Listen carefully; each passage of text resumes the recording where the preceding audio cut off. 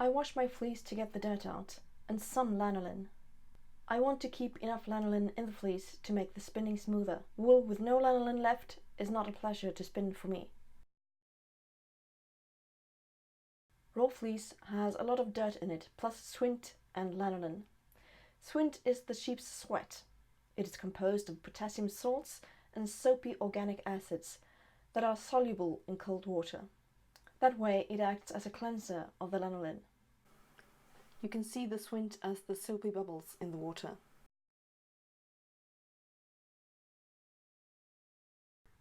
If I know I'm going to wash several fleeces, I use the fermented suint method. This means that I take advantage of the accumulated suint, the natural soap in the fleece, from several fleeces. I do this outdoors in the warm part of the year.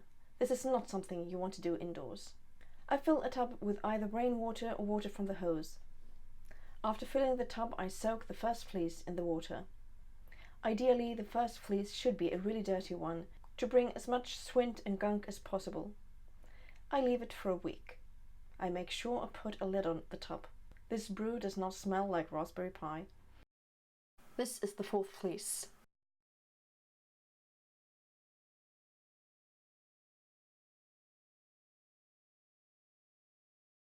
After a week, I fill a new tub with rinsing water, same temperature as the greasy water.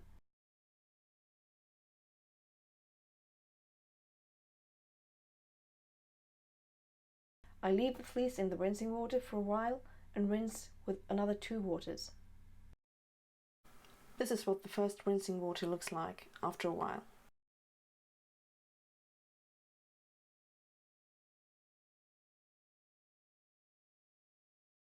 I use the rinsing waters as fertilizers in the garden.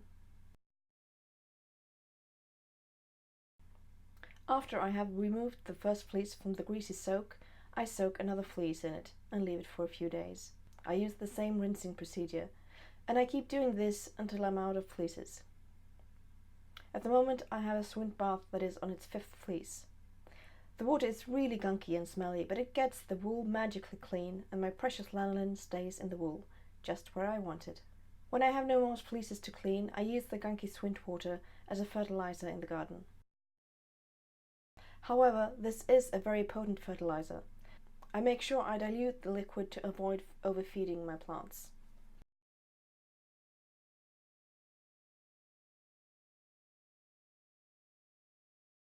This is the 3rd rinsing water.